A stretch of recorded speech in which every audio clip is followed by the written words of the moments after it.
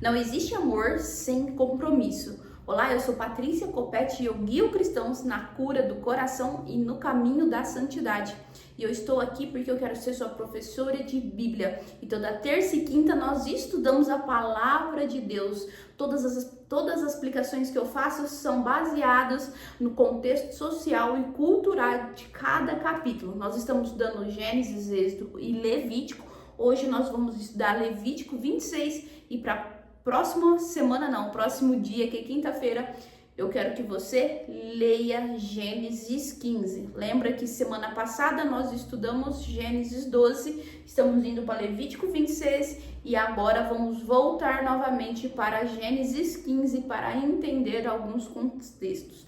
Então, se você não leu o texto de hoje, eu preciso que você pause o vídeo e leia para eu poder te explicar. Não dá para eu te explicar versículo por versículo, porque o nosso tempo é escasso, mas se você puder parar o vídeo e ler e depois continuar, vai ser melhor para entendimento. Então, toda terça e quinta eu estou aqui trazendo um novo capítulo da Bíblia para ensinar para vocês. Porque, como eu disse, não adianta eu dar para vocês o manual de achar a pessoa certa. Não adianta eu dar um manual de regrinhas para vocês. Porque a única que pode transformar a nossa vida, curar os nossos corações, é a palavra de Deus. É a única que pode nos transformar, nos dar relacionamentos saudáveis e uma vida em abundância. Por isso que nós estamos estudando aqui toda terça e quinta a palavra de Deus. Não adianta a gente apenas saber tudo sobre relacionamento.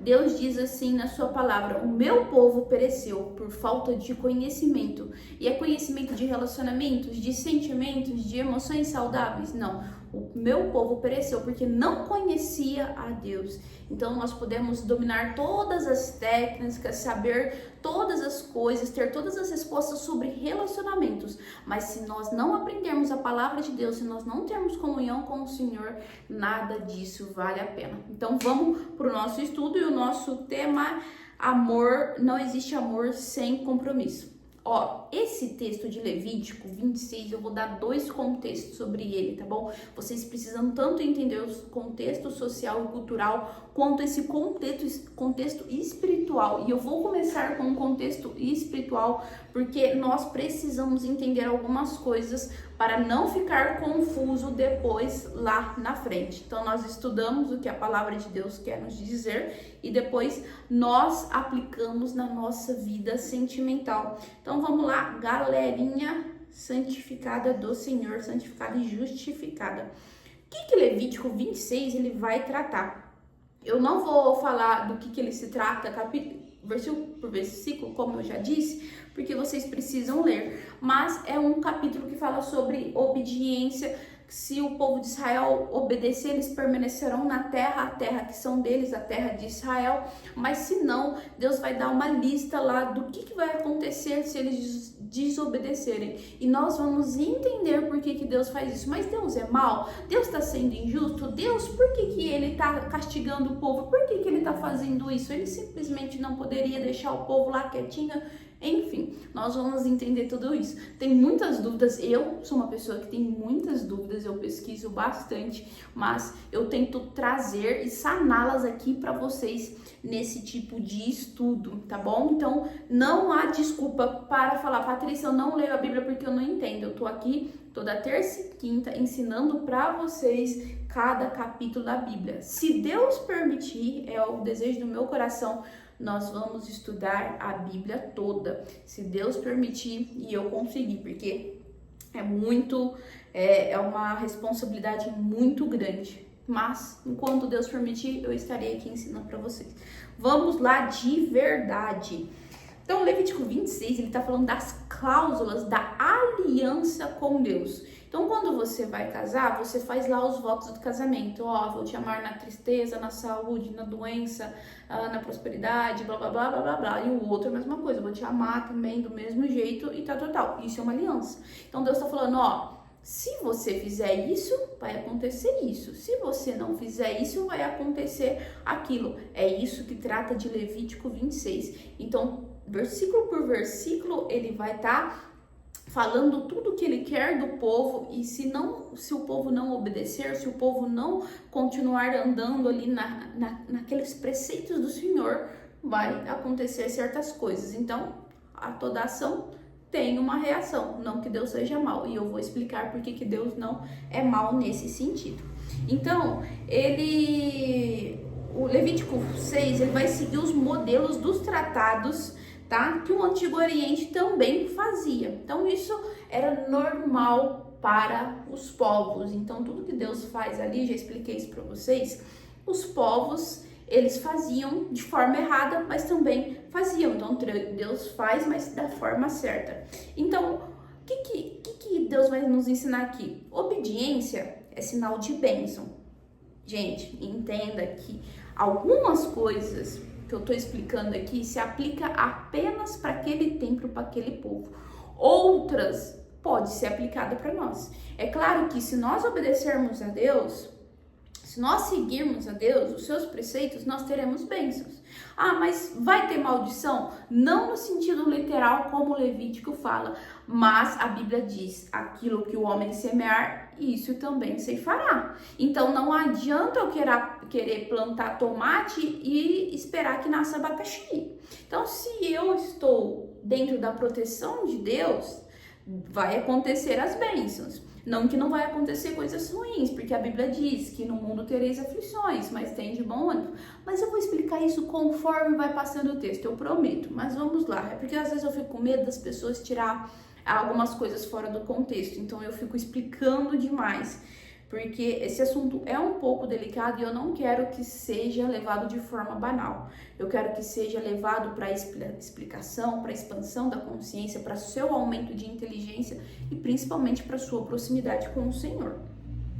Desobediência significava disciplina, persistência no pecado. Então, se você desobedecesse e continuasse pecando contra Deus, desobedecendo a Deus, então Deus já estaria falando que iria ter um exílio, que vocês não iriam continuar na terra. Então, se Israel continuasse no pecado e não mudasse de vida, Deus falou, ó, esse é pecado, eu não gosto. Então, se ele continuasse fazendo o que Deus não queria, então eles seriam expulsos da terra. Porém, Deus também dá esperança que se eles se arrependessem, haveria uma restauração. Não é ameaça, é Deus organizando a vida do povo no mundo real. Gente, não é bagunça.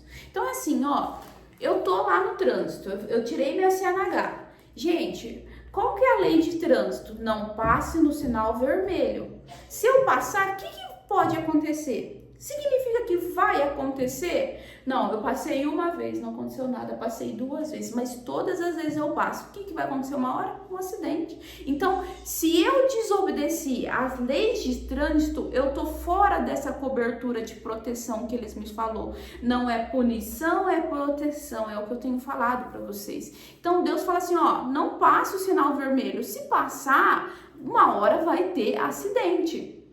Você vai se machucar. Deus fala que vai ter acidente, mas também Deus vai falar que vai te curar e te restaurar. É isso que está acontecendo ali com o povo. Ó, se você desobedecer, o que vai acontecer? Vocês vão ser exilados da terra. Vocês vão passar por exílios. Nós vamos aprender isso lá na frente, quais são os exílios que o povo de Israel passou. Mas mesmo que você tenha errado e pecado contra mim, eu vou te restaurar e eu vou curar. Então Deus já está prevendo o futuro, Deus já está anunciando o que iria acontecer lá na frente. Então, responde a nossa pergunta. Levítico vai responder a nossa pergunta. O que acontece quando um povo que foi salvo não aprende a viver em aliança? E não é salvo no sentido espiritual, mas salvo do Egito, da escravidão. Então, como eu já falei para vocês, quinta-feira nós vamos ler Gênesis 15 e entender Gênesis 15, ok? Então, nós estamos aqui, ó, Gênesis 12, Levítico 26 e Gênesis 15, tá? Então, tudo eles se interligam, todos eles têm um paralelo, tem um link com eles, tá? Então, Gênesis 12 tá falando sobre a promessa. Qual que é a promessa que Deus deu a Abraão, que nós aprendemos? Farei de ti uma grande nação. Então Deus começa com uma pessoa, o pai de Israel é Abraão, e ele começa a se expandir aí, ter filhos, e dos filhos vão crescendo. Nós já entendemos que lá de Abraão eles foram para o Egito, de Egito eles se multiplicaram e viraram uma grande nação. Então, Deus dá essa bênção: te abençoarei e em ti serão benditas todas as famílias da terra. Deus está prometendo para Abraão sem exigir nada. Então, é graça pura, graça antes da graça. Eu urgentemente preciso fazer o plano escatológico para vocês poderem entenderem. É contexto dentro de contexto, mas eu vou fazer esse plano escatológico para vocês entenderem. Esse tempo aqui, o que o pessoal está, é o tempo da lei. Nós hoje estamos no tempo da graça. Por isso que eu falei, é graça antes da graça, graça pura. Gênesis 15 fala sobre o pacto. Então Deus, ele passa sozinho entre os animais. Nós vamos aprender isso quinta-feira. Ele assume o risco da aliança. Qual que é a conexão então entre esses capítulos? Gênesis 12 está falando da promessa. Levítico 26 fala da manutenção da promessa. Não é condição, é maturação. Não significa que Deus tenha mudado, mas que o povo precisa aprender a sustentar a promessa na obediência. Então, vamos supor, sua mãe vai lá e dá um carro para você, vou te dar um carro, mas não é para dirigir a 200 km, não é para passar numa coisa, dirige só, você acabou de fazer 18 anos, dirige só aqui dentro da cidade, você não tem ainda a malícia de dirigir na estrada. Aí se você pega e vai para a estrada, não, vou dirigir bêbado, vou dirigir na estrada, vou dirigir de noite. Você está saindo da condição da proteção da sua mãe, do seu pai. Então, provavelmente você vai colher as bênçãos aí. As bênçãos não, as maldições que você mesmo procurou. Então, Deus prometeu para Abraão antes de exigir, mas exigiu depois de prometer. Então, temos mais alguns paralelos aqui, se você quiser ler, Êxodo 29 com Êxodo 24, tá? Então, Êxodo 29 vai falar da identidade da lei e o 24, vai falar que o povo obedece também a lei e vai querer obedecer a lei. Vamos entender aqui o que os três livros têm a ver um com o outro. Gênesis é a promessa, Deus escolhe e promete. Êxodo é libertação, Deus salva e forma um povo. Levítico é santidade, Deus ensina como viver perto dele. Promessa, libertação e aliança. Promessa, libertação e aliança. Como que Deus quer ensinar Levítico para nós? Entendendo que Gênesis começa com uma promessa. Êxodo, Deus vai reforçar a identidade dessa promessa. E Levítico 6 já é a realidade, quase, porque eles estão para entrar na Terra Prometida, a realidade dessa promessa. Como se sustenta essa promessa na vida prática? Um ponto cego aqui que muitos não veem.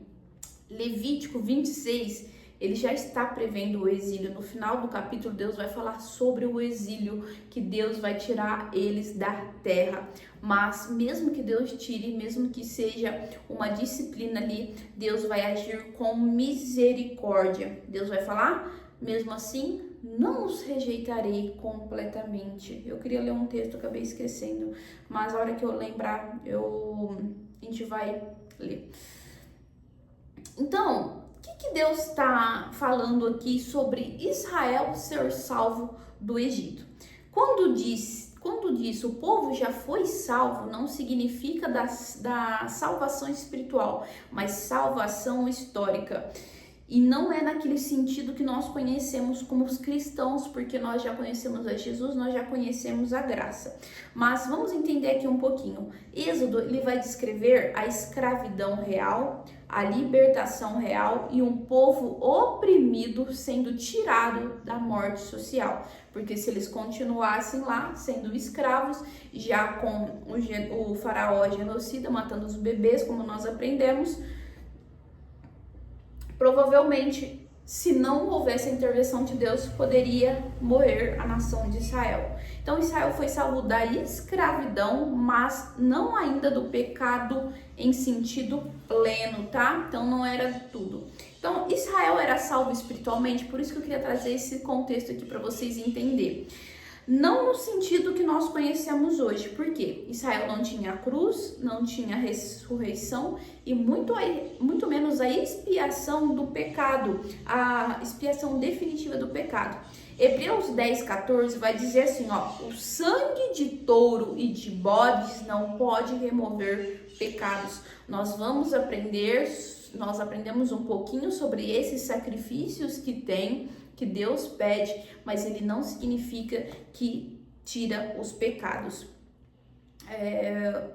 Então, Israel era salvo no sentido de que conhecia o Deus verdadeiro, estava em aliança com ele, tinha acesso ao perdão provisório e vivia sob a cobertura dos sacrifícios. Isso se chamava salvação relacional e não uma salvação definitiva como nós conhecemos hoje. Então, o que a lei fazia? A lei não foi dada para salvar. Deus já tinha os libertos do Egito.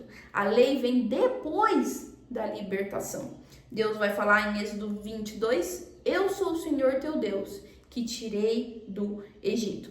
Mas por que então a lei vai importar? A ordem importa. Porque no Êxodo Deus salva, mas durante a lei Deus está instruindo. A lei era necessária porque ela organizava a vida de um povo já escolhido. Então ela regularizava como seria o culto, regularizava a justiça, regularizava a convivência, certo? E preservava a identidade espiritual deles. A lei não é escada para subir até Deus. Na verdade, a lei é o trilho para caminhar com Deus. E, Patrícia, mas o que significa então com o pecado, já que o sangue dos animais, ele não removia pecados? Antes de Cristo, nós precisávamos entender que o pecado estava coberto e não removido. Só Jesus podia remover os pecados. O perdão, ele era real. Deus perdoava os pecados, mas era temporário. E a consciência ainda não era plenamente limpa. Hebreus 9:9 vai dizer assim, ó.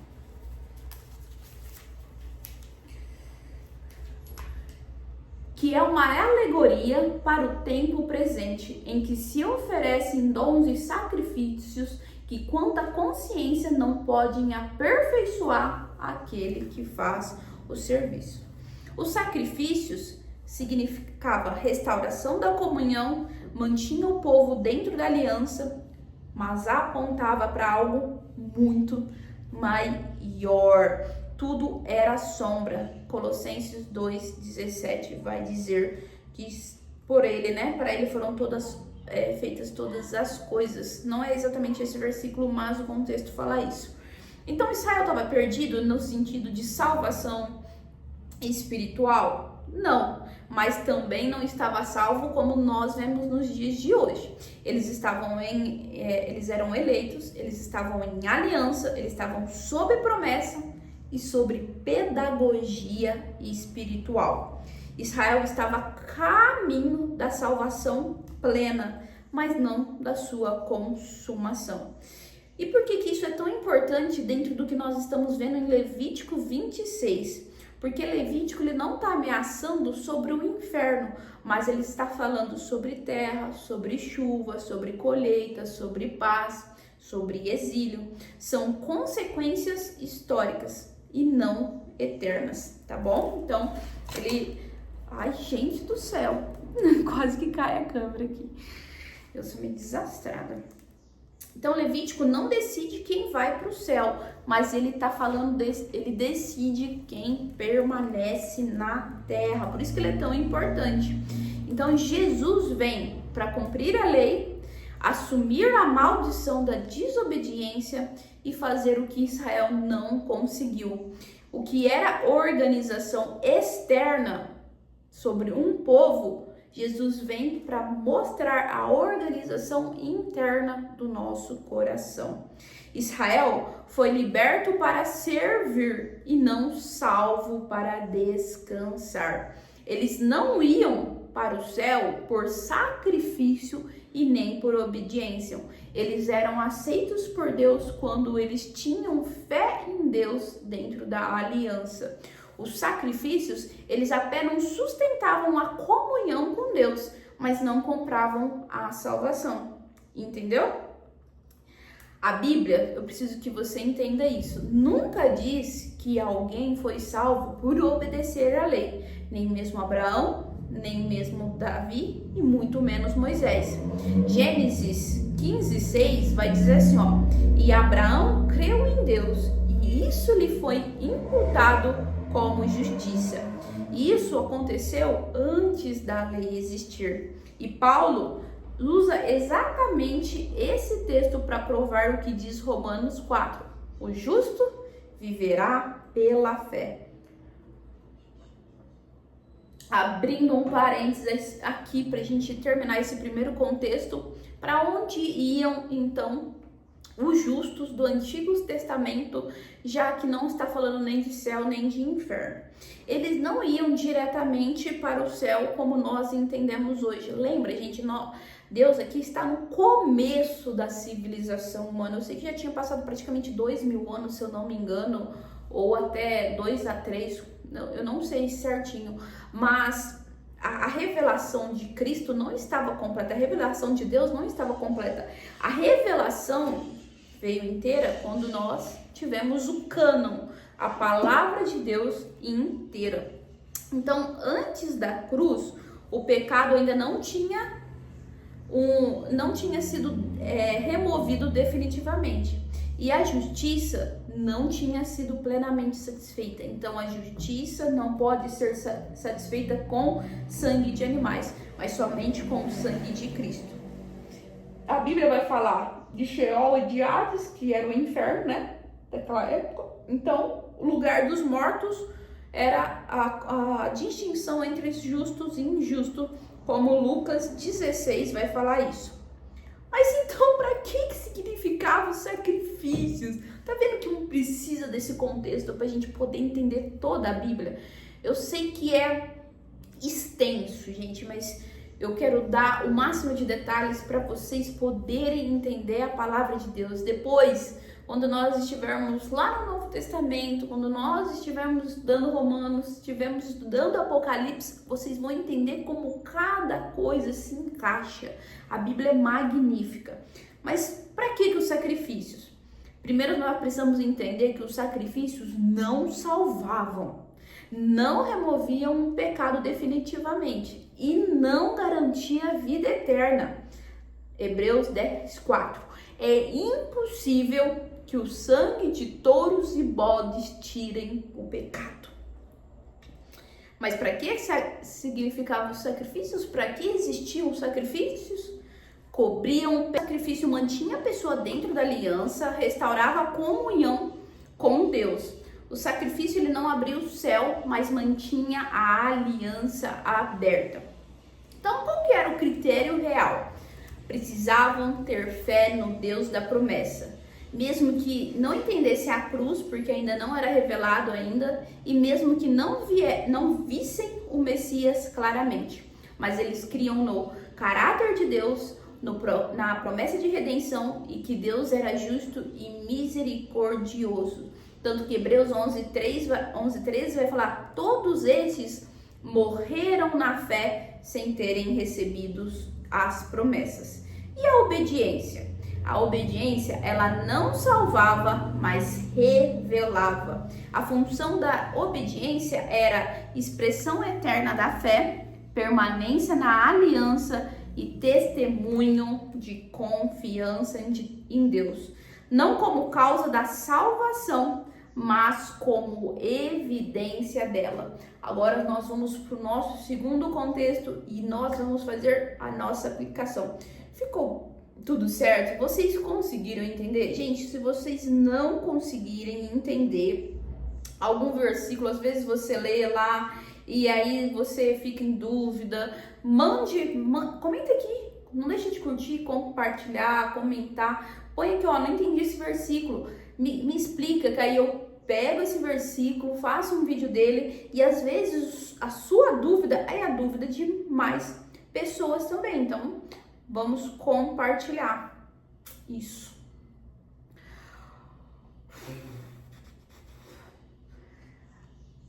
Então vamos ao segundo contexto, a visão geral novamente, é o capítulo da aliança aplicado na vida real, então ele não cria a aliança, ele está regulamentando como permanecer dentro dele.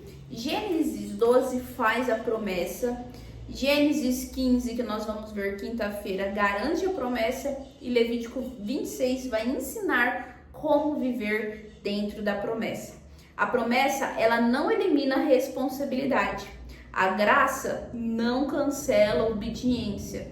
E o amor, ele não vai sobreviver sem aliança. Então, qual que é o contexto social e cultural? Lembrando, eles estavam no deserto, havia saído do Egito, sem terra, sem rei, sem templo fixo. Então, eles estavam aprendendo a ser povo, como se comportar, como sobreviver fora dos padrões do Egito e não apenas um povo liberto qualquer, tá bom? Então Israel, ele não nasce pronto, ele nasce em processo. A sua vida sentimental não nasce pronta, mas ela vive em processo. Gente, tá escuro aqui, né? Peraí que eu vou acender a luz. Ficou melhor, né? Ou não, sei lá. Então, os povos ao redor, o que eles faziam?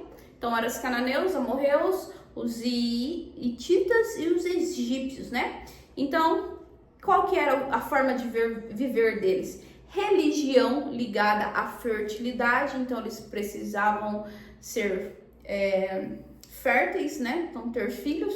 Então, para isso acontecer, eles ligavam com religião. Relações carnais como culto, tá bom? Sacrifício infantil, tá bom? Principalmente ao deus Moloque, nós vemos, quem é mais velho de Bíblia, mais velho de igreja, já sabe mais ou menos como isso. Violência era um meio de expansão, mulheres eram posses e não alianças, e deuses instáveis. Você precisava fazer sacrifícios o tempo todo, agradá-los o tempo todo. Então, a lei, ela vem para preservar a dignidade, a vida e o futuro. Por que a lei existe? A lei, ela não nasce para controlar, mas para proteger. Deus não vai dizer, obedeça para eu te amar. Deus diz, porque eu te amo, eu te ensino a viver. Levítico 26 vai mostrar, bênção não é mágica, prosperidade não é acaso e relacionamento não se sustenta sem limites. Então, por que Levítico vai falar também da desobediência? Não é que Deus está querendo castigar o povo, mas é uma consequência pelos atos deles. Então, Deus vai advertir, tá ensinando, ó, não faça isso, não faça isso, dar tempo, corrigir aos poucos, e aí se o povo não quer saber da correção de Deus, Deus deixa eles fazerem o que eles bem entendam. Então, o ponto cego aqui que muitos não conseguem ver é que Deus, eles acham que Deus está castigando, mas Deus mostra um texto, o texto mostra um Deus que resiste em abandonar, mesmo que o povo próprio, o seu próprio povo destrua a aliança que ele fez. Então, o juízo não começa em Deus, mas começa na quebra da aliança. Peraí, gente. Vamos entender alguns aspectos aqui difíceis. Deus fala assim, ó, trarei a espada, fome e pestes. Mas Deus é mau nesse sentido? Não é desejo de Deus a retirada de proteção, mas quando a aliança é quebrada, a vida perde a cobertura. Foi o que eu expliquei lá das leis de trânsito. Então, tem as leis para nos proteger, não para nos punir. Então, se eu passar no sinal vermelho, eu vou levar uma multa? Pode ser que sim, tá bom? Então, é a consequência, mas pode ser que eu também tenha um acidente onde eu perca a minha vida, eu tiro a vida de uma outra pessoa, ou eu posso ficar paralítico, enfim, várias coisas. Mas porque a lei era ruim? Não, a lei ela mostra onde está o erro. Como que a gente pode aplicar então na nossa vida sentimental? Hoje, os relacionamentos querem amor sem vínculo. Querem amor sem compromisso. Nós vivemos na era do prazer. Nós vivemos onde todas as relações são permitidas. Tudo pode. Mas nunca vivemos uma geração tão triste, depressiva, com estresse, com ansiedade. Temos shopping, temos cinema, temos parques de diversões, temos viagens que podemos fazer para o nosso país ou fora do nosso país. Todos os tipos de relações carnais são permitidas hoje, vamos dizer, e mesmo assim as pessoas, você não vê mais gente envelhecendo juntos, casamentos sendo para sempre, mas sempre a quebra do vínculo. Vivemos numa era que o amor é sem aliança. Eles querem ter o amor, mas não tem obediência emocional, não tem o companheirismo com o seu parceiro. Então, Levítico 26 vai ensinar que o relacionamento onde não há limites adoece. Amor sem compromisso vai gerar instabilidade e repetir padrões, viver pela carência, continuar com relacionamentos tóxicos, é quebrar a aliança consigo mesmo. Então, você não perde um relacionamento por amar demais. Você perde um relacionamento quando você quebra aliança consigo mesmo, quando você não tem limites, quando você dá sem pensar o quanto você está deixando de si e dando para o outro.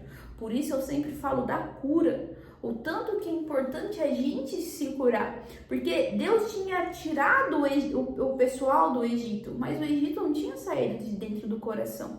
Então Deus, ele tinha tirado Israel do Egito, então ele tirou fisicamente, mas Jesus, ele vem para trabalhar a cura dos nossos corações, do nosso interior, porque o problema está aqui, não é o que a gente faz no interior, mas é o que sai da nossa boca. Então, é como Jesus fala, vocês têm tanta higiene, querem lavar as mãos, os pés e tal, mas não se preocupam com o que sai da boca, que é o que contamina o homem.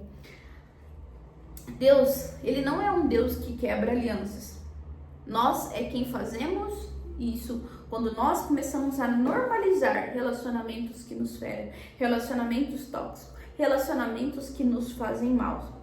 E aí Jesus entra, como Gênesis 15, Deus vai passar pelos animais, Jesus passa pelos animais. Deus paga sozinho a aliança. Assim como na cruz, Jesus paga sozinho.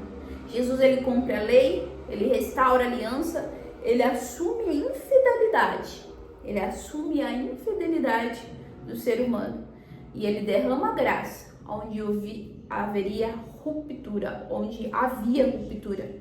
Onde Israel falhou, Jesus venceu. Onde a lei apontou o erro, Jesus ofereceu a cura.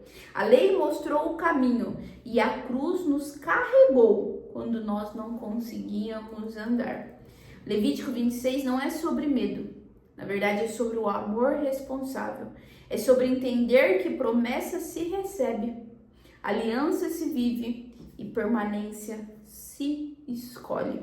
Em Jesus, até quem falhou pode recomeçar. Eu queria aprofundar um pouquinho mais na questão dos nossos sentimentos, mas é a terceira ou quarta vez que eu tô tentando gravar um vídeo, mas meu celular tá dando um problema aqui. Mas para encerrar esse estudo e trazer eles para vocês de forma digna, nós encerramos aqui com Jesus, que tudo pode curar, tudo pode mudar e transformar. Então nós aprendemos novamente que Jesus, Deus, ele não está dando punição, mas ele está dando proteção para nossas vidas. Nós precisamos crer nele. Eu te espero quinta-feira com o texto de Gênesis 15. Não deixa de ler. Obrigado por assistir até aqui e Deus te abençoe.